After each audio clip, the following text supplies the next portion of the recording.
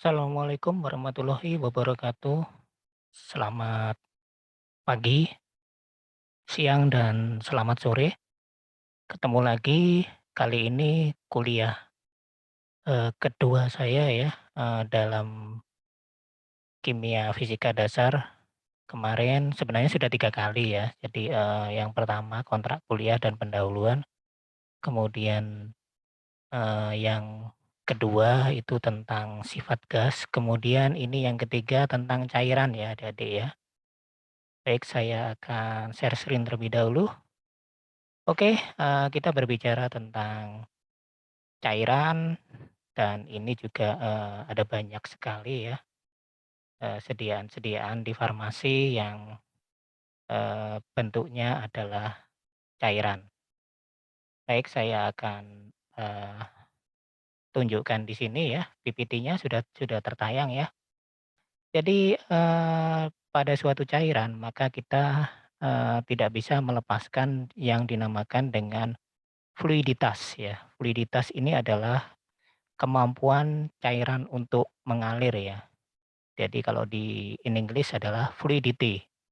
Ini merupakan, sifat yang, paling khas dari cairan ya. Kemudian ada yang perlu digarisbawahi lagi, bahwa fluiditas ini tidak hanya, dimiliki oleh cairan, tetapi juga gas ya.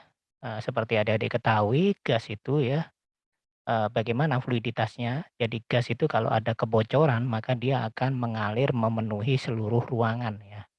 Nah itu adalah juga salah satu sifat dari, fluiditas dari gas. Kalau fluiditas cairan adik-adik pasti sudah tahu ya bahwa, kalau sama ya kalau kita menampung air kemudian ada kebocoran maka airnya akan mengalir kemudian sampai dia habis.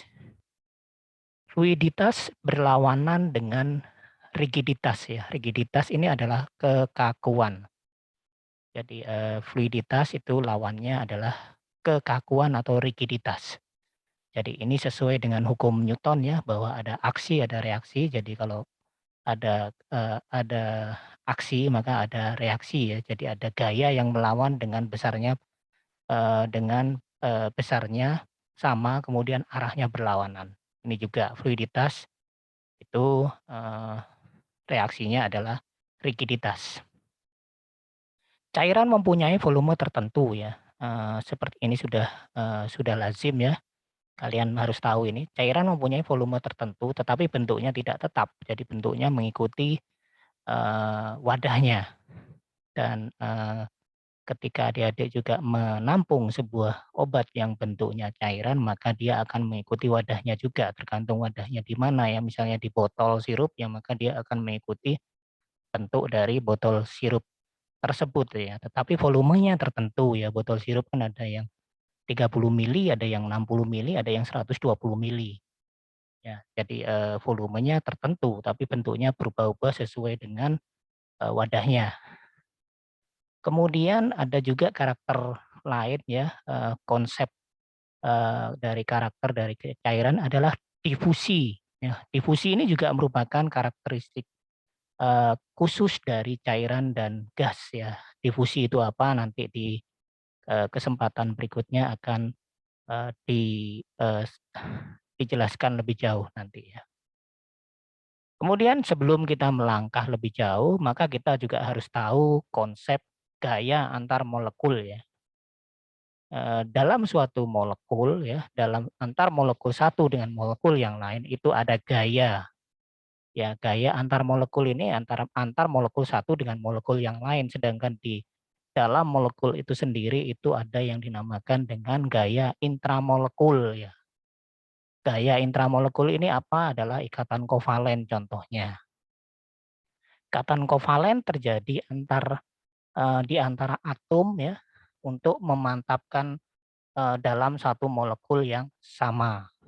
Jadi, dia fungsinya adalah untuk memantapkan, eee, satu molekul yang sama untuk mempertahankan struktur molekul yang sama dalam satu molekul ya, terutama untuk molekul-molekul yang diskrit ya dan efeknya bersifat kuat dan, juga, terjadi mengarah ya, ada arah-arah tertentu yang dilakukan oleh molekul, itu sendiri dan hanya terjadi pada, eee, jarak yang pendek. Jadi cairan dan gas itu juga mengalami adanya gaya antar molekul. Nah, bagaimana itu? Nah, ini bisa kita lihat ya, perbedaan antara gaya antara molekul dengan gaya intramolekul ya. Intramolekul tadi sudah tahu ya, kalau terjadi dalam, satu molekul yang sama, tadi contohnya adalah gaya kovalen ya, tujuannya untuk, menguatkan, ikatan, apa, diskrit dalam satu molekul yang sama. Nah, ini salah satu contohnya perbedaannya ya. Gaya antar molekul biasanya lebih lemah dibandingkan dengan ikatan kovalen ya. Sehingga, misalnya diperlukan ini energi ya, 239 kilojoule untuk membutuhkan 1 mol ikatan kovalen Cl dengan Cl ya.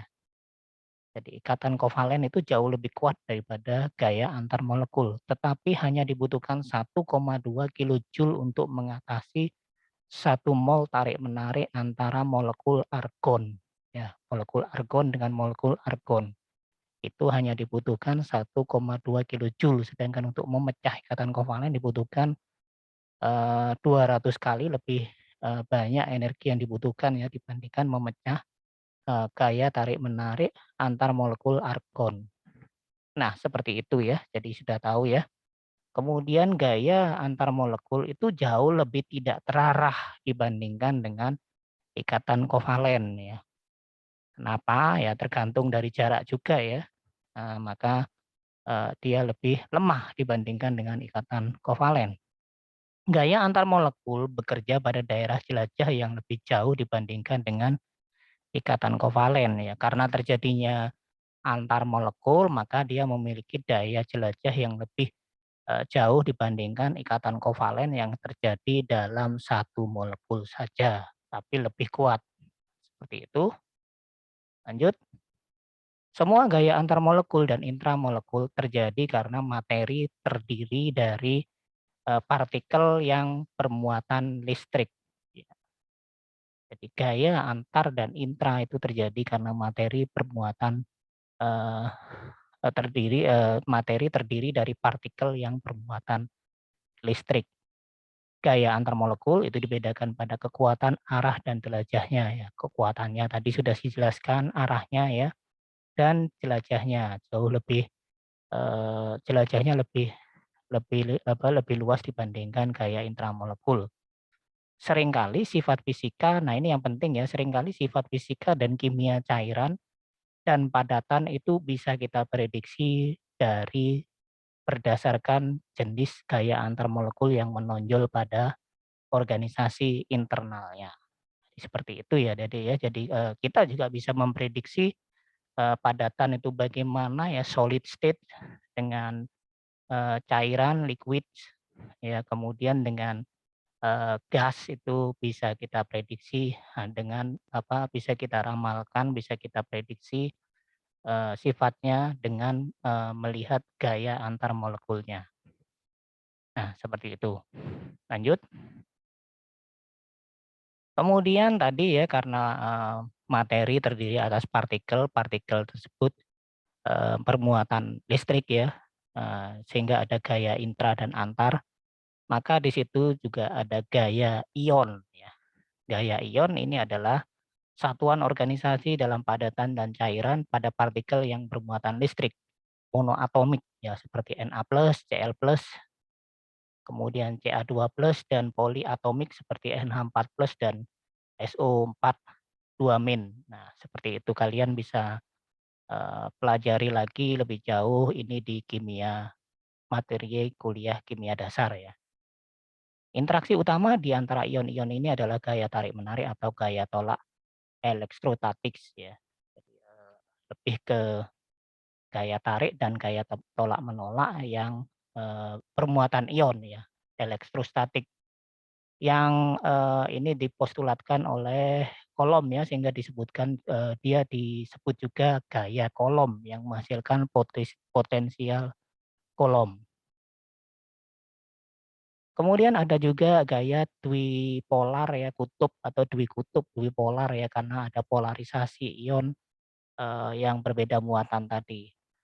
Dua molekul polar berinteraksi melalui gaya dwipolar ya, dwikutub kalau di bahasa Indonesia kan. Gaya ini bergantung pada orientasi molekul sehingga dapat saling tolak-menolak ataupun saling tarik-menarik.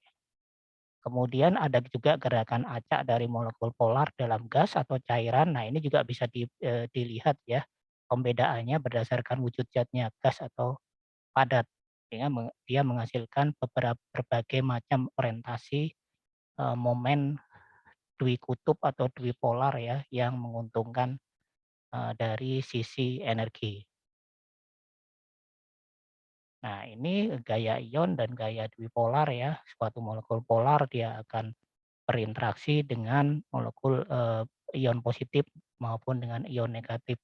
Interaksi antara pelarut polar misalnya air ya dan ion yang terlarut adalah yang paling lazim, bisa kita contohkan sebagai interaksi ion atau, dengan interaksi dwipolar. Pelarut spesies ionik ini, terjadi melalui gaya ion dan gaya dwikutub. Setiap ion negatif di dalam suatu larutan dia dikelilingi oleh molekul air yang ujungnya, mengarahkan ujung-ujung dari, eee ion, positifnya tadi dari momen dwikutubnya tadi ke arah ion negatif. Setiap ion yang dilarutkan dalam air dan kulit adalah solvasi dari molekul-molekul air yang mengelilinginya, yang merupakan, kesatuan yang dipengaruhi oleh gaya ion dwipolar. Seperti itu, ya itu secara teorinya ya, kemudian ini juga, silakan dibaca sendiri adik-adik ya, memang, bahasanya, eee, agak susah, karena ini berbicara tentang konsep ya. Tapi kalau kita nanti, melihat secara aplikasi akan lebih mudah.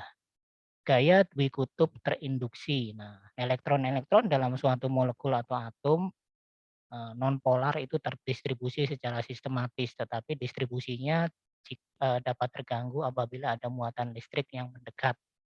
Misalnya satu atom argon ya, yang tidak memiliki momen di kutub, kemudian ada ion Na plus ya, dia dia memiliki muatan yang mendekat ya, dengan muatan positifnya maka dia akan, menarik elektron ya, karena dia, bermuatan negatif dari sisi terdekatnya sehingga, dia lebih, mudah menarik, eee, elektron dibandingkan, eee eee, apa, ion yang bermuatan sejenis, ya jauh lebih kuat dari sisi jauhnya. Dan lanjut, kemudian ini juga teorinya ya, ini teorinya gaya dwikutub terinduksi dan, itu, lazim disebut dengan gaya dispersi London. Nah, ini biasanya terjadi pada atom gas mulia ya. Jadi, terjadi akibat adanya gaya tarik muncul dari gaya dispersi antara semua atom dan molekul. Gaya ini terjadi karena fluktuasi distribusi elektron pada dua atom yang, saling bertetangga molekulnya satu dengan yang lain. Fluktuasi satu atom molekul menghasilkan dui kutub sementara yang akan menginduksi dui kutub pada atom atau molekul lainnya. Kemudian jenis-jenis ikatan tadi sudah saya singgung, ada ikatan kovalen ya, merupakan ikatan yang sangat kuat ya untuk memecahnya butuh energi yang cukup besar dibandingkan dengan, memecah gaya antar molekul. Nah, kemudian juga ada ikatan hidrogen, nanti ini juga di, kimia dasar ya, menjelaskan lebih lanjut ya. Itu adalah interaksi antara dipol dengan dipol ya, antara atom hidrogen dalam ikatan polar seperti NH, OH, FH ya. Jadi, dengan, Anda lihat ini ya di sini NOF itu adalah, atom dengan elektronegativitas yang kuat. Ya, itu golongan berapa itu golongan? Coba baca-baca lagi di, daftar ini ya, daftar, unsur-unsur itu ya di golongan 6 atau 7 ini ya, atom dengan elektronegativitas kuat. Itu terjadi antara hidrogen dengan atom-atom F, O, dan N ya. Nah ini, interaksinya bisa kita tuliskan seperti ini. Kemudian kalau gaya antar molekul dalam suatu cairan, nah ini yang, terkait dengan konsep cairan ya, pada suhu yang tinggi semua jenis gaya antar atom dalam cairan dan padatan, diabaikan karena tingginya energi kinetik molekul yang mengacaukan semua, tarikan yang mungkin ya. Jadi kalau pada suhu tinggi itu ada apa ya, ada kekacauan, energi, tarikan yang, terjadi dalam molekul padatan ataupun molekul cairan. Semakin kuat daya tarikan maka semakin besar, kestabilan cairan dibanding gasnya. Nah ini yang menentukan ya, gaya antar molekul di cairan itu lebih kuat dibandingkan dengan gas sehingga dia, jauh lebih stabil dibandingkan dengan gas ya, dan ini juga dipengaruhi oleh suhu. Ketika suhunya tinggi maka gerakannya akan semakin cepat ya dan, juga, gaya antar molekulnya juga akan semakin melemah. Cairan ionik biasanya memiliki energi tarikan yang semakin kuat ya karena adanya interaksi kolom dari ion yang bermuatan. Sehingga biasanya juga dia memiliki titik didih yang lebih tinggi dibandingkan, cairan non-ionik ya. Lelehan NaCl itu mendidih pada suhu 16,86 Kelvin ya, helium titik didihnya malah pada lebih tinggi di 4, helium di sini maksudnya ya 4,2 Kelvin ya. Jadi, NaCl jauh lebih tinggi dibandingkan helium ya, karena NaCl ada, sifatnya ionik tadi, massa molar dan titik didih. Nah itu ya. Kemudian air ya, karakteristik air, seperti kita ketahui air adalah, mayoritas tubuh manusia juga terdiri dari air ya, dan juga, di bumi ini juga mayoritasnya terdiri dari, air juga ya. Air menyusun 0,023% dari massa total bumi, kemudian dia tersebar pada, jumlahnya ini ya cukup cukup besar ya, pada, permukaan bumi. Kemudian juga kalau kita lihat ya 97,7% itu di samudra, kemudian 1,9% dalam bentuk es yang, membeku di kutub ya, dan ini dengan adanya global warming ini, komposisi ini saya kira pasti akan, sudah berubah ya sekarang ini ya. Nah banyak, negara-negara yang, di bawah permukaan laut itu terancam untuk tenggelam. Nah, sisanya berupa air tawar di danau, sungai, air tanah, dan uap air pada atmosfer. Air memiliki rapatan maksimum pada suhu 4 derajat Celcius dan akan berekspansi jika dibekukan. Nah, ini sifat tidak lazim ini disebabkan karenanya adanya ikatan hidrogen yang terjadi pada air. Kemudian transisi fase yang dialami oleh air adalah padat gas itu dinamakan dengan sublimase, sublimasi ya atau deposisi, kemudian padat cair itu pelelehan atau pembekuan, dan gas dengan cair itu kondensasi atau penguapan. Ingat-ingat ya, padat, menjadi gas itu, transisi yang dinamakan dengan sublimasi atau deposisi, padat menjadi cair pelelehan itu pembekuan, kemudian gas menjadi cair ada kondensasi atau penguapan. Kemudian tadi sudah dibahas ya tentang pendidih titik didih dan titik didih normal. Nah, kemudian, dari karakteristik dari cairan yang, perlu kita perhatikan dan ini bermanfaat dalam dunia farmasi juga ya, nanti untuk semester-semester selanjutnya adalah viskositas. Viskositas ini adalah, kekentalan ya, dan viskositas cairan ini, dikenal sebagai indeks hambatan aliran cairan. Jadi air itu kan tadi sifatnya fluiditas ya, fluiditas air atau mengalir, dia ada hambatan di situ yang dinamakan dengan apa, yang dinamakan dengan viskositas ini ya. Viskositas ini sendiri adalah indeks hambatan aliran cairan. Kemudian nanti di farmasi kalian juga akan banyak melakukan, pengukuran viskositas suatu cairan. Pengukuran ini didasari dengan pengukuran koefisien viskositas. Ada banyak ya alat-alat yang dinamakan dengan viskosimeter ya, salah satunya adalah viskosimeter Oswald ya.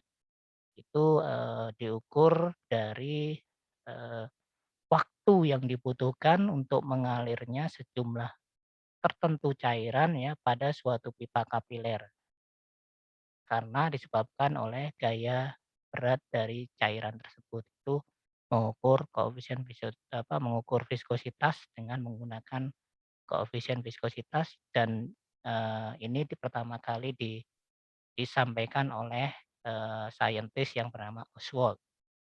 Kemudian ada juga metode bola bola jatuh ya, ini sehubungan dengan adanya gaya gravitasi ya. Jadi ada suatu bola kemudian, dia ditaruh di atas, kemudian, dalam suatu medium berupa cairan, kemudian nanti kita hitung karena ada gaya gravitasi, maka kita hitung waktunya dari atas sampai dengan ke bawah itu bagaimana.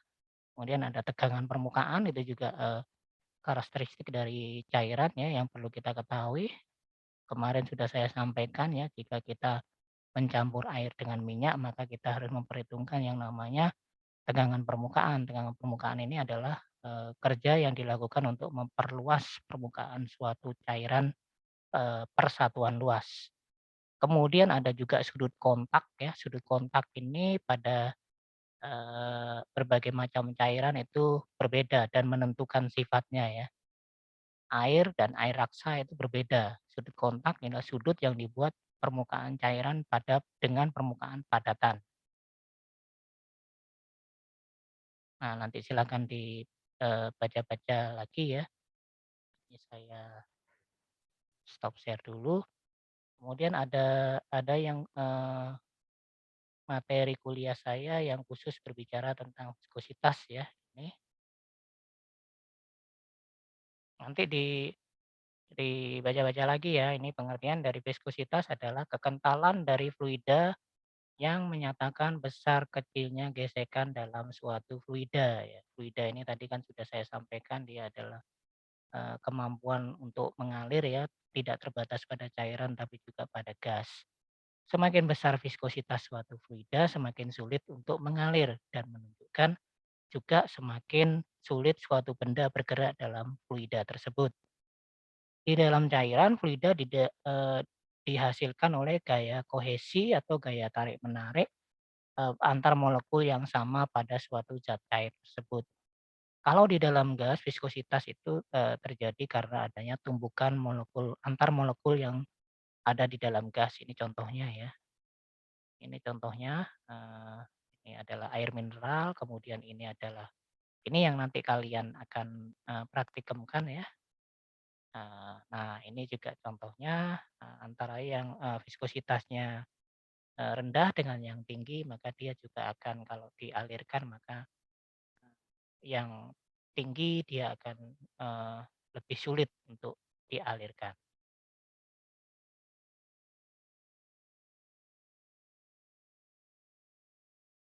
Nah, nilai viskositas terhadap, setiap fluida itu ditentukan, menurut jenis fluida tersebut mengalir ya.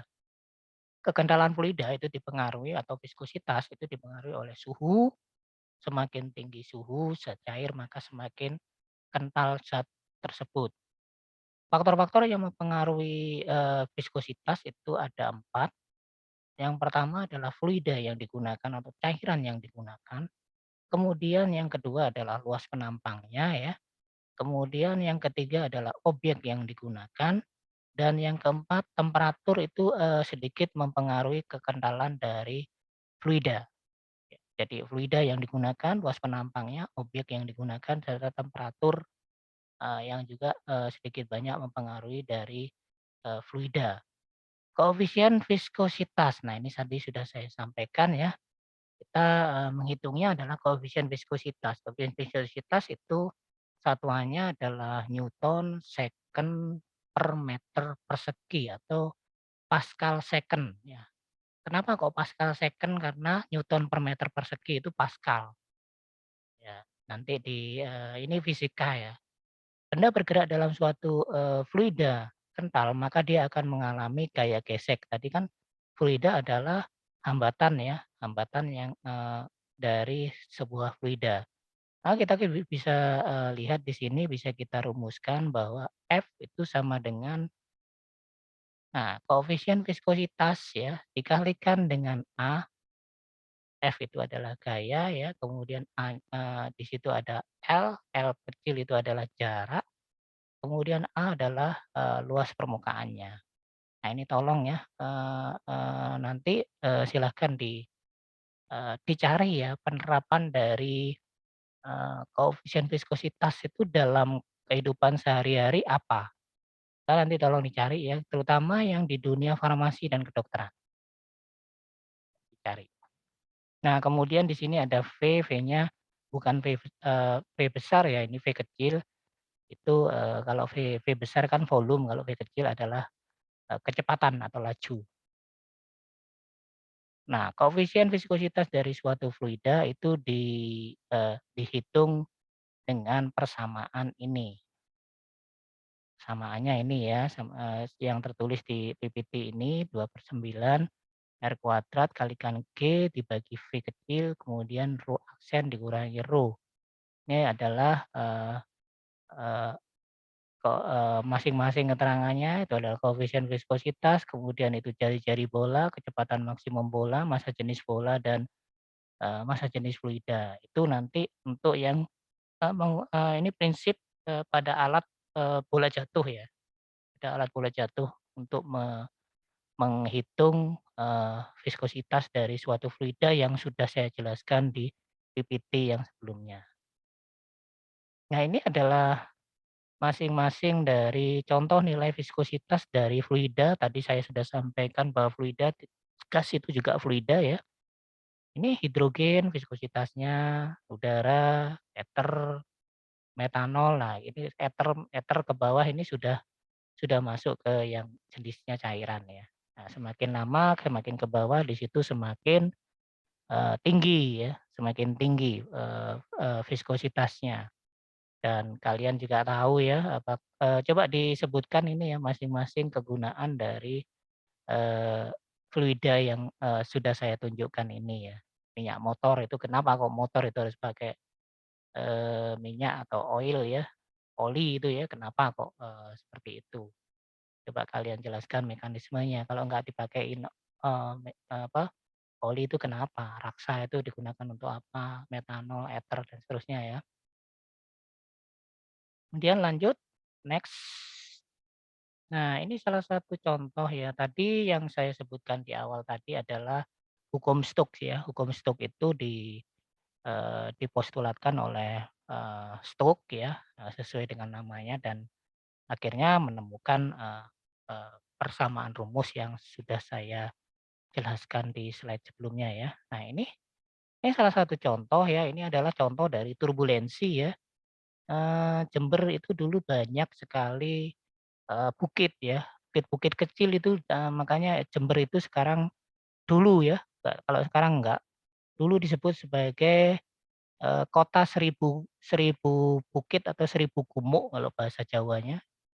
Nah, tujuannya adalah sebenarnya gumuk itu adalah, penangkal alami jika ada angin yang cukup besar ya, sehingga terjadi seperti ini. Jadi kalau ada angin yang cukup kencang itu, bukit-bukit kecil yang ada di kota kita itu dia akan menahan supaya anginnya ini tidak merusak ke pemukiman ya. Tetapi dengan berjalannya waktu, gumuk-gumuk ataupun bukit-bukit di Jember itu sekarang sudah habis. Ya, ini salah satu contoh ya habis. Makanya kalau sekarang ada angin ribut ya di Jember sudah tinggal ditunggu saja ya. Kalau dulu masih ada penangkalnya gitu. Jadi, seperti itu.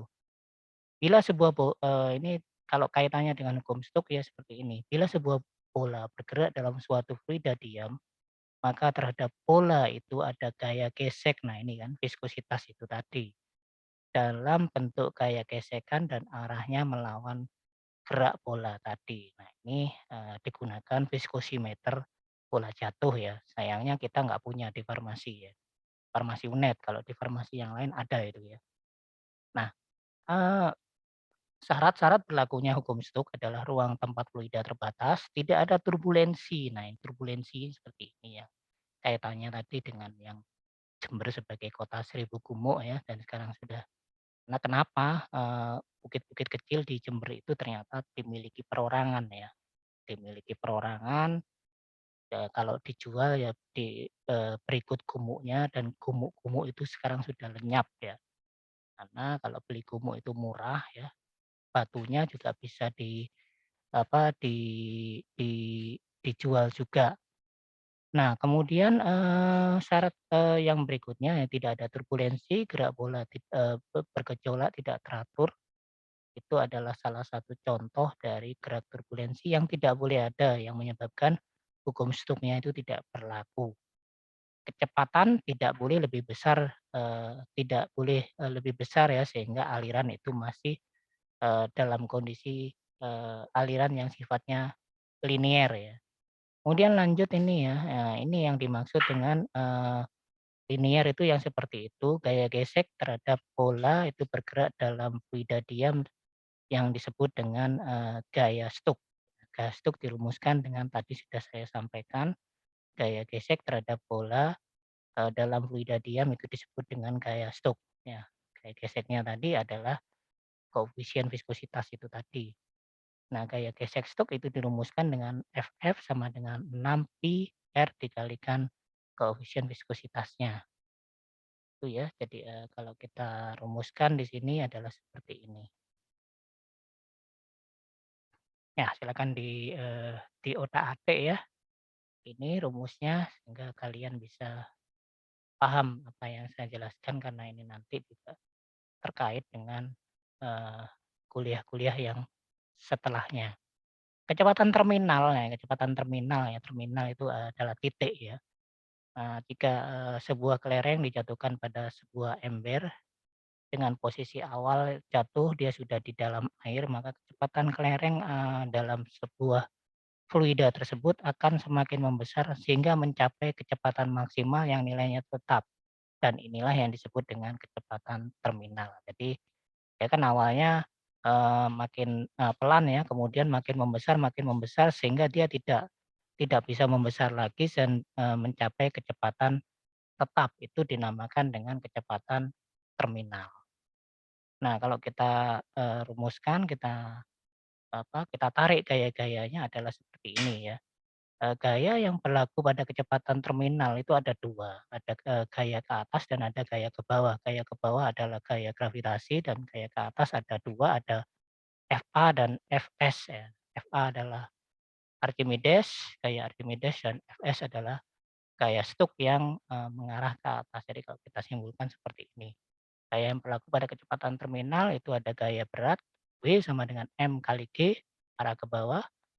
Gaya ke atas, tekanan ke atas itu ada Fa, itu sama dengan rho kalikan G kalikan H, kemudian gaya hambat oleh fluida tadi atau gaya Stokes tadi sudah dijelaskan ya, sama dengan 6 pi dikalikan koefisien viskositas kalikan R kalikan V. Nah, seperti itu rumusnya dan konsep yang terjadi, pada, sebuah cairan. Persamaan kecepatan terminal tadi ya, kita tadi kan punya persamaan yang di awal ini ya, Vt dengan, bentuk bola dan jari-jari R, kemudian di situ, Vt itu sendiri kita masukkan di situ, apa, Vb-nya, volume bendanya kita masukkan di sini ya, Vb yang ini ini kita masukkan 4/3 pi R pangkat 3 masukkan ke sini, sehingga persamaan tadi menjadi seperti yang saya sampaikan di awal tadi. Ya, seperti itu. Nanti bisa dicoba-coba sendiri ya. Jadi, ini adalah awal dari persamaan Stokes tadi ya, koefisien apa, yang dikemukakan oleh, eee, ahli saintis bernama Stokes tadi. Oke ya, itu saja yang bisa saya sampaikan untuk, konsep-konsep dasar di cairan yang bagian part yang pertama ya. Nanti di part yang kedua di kuliah saya yang terakhir akan, saya lanjutkan penjelasannya. Terima kasih atas perhatiannya. Wassalamualaikum warahmatullahi wabarakatuh. Selamat pagi, selamat siang, dan selamat sore. Shalom, Om Santi Santi Om, Namo Buddhaya. Salam kebajikan, salam sehat buat semuanya. Terima kasih.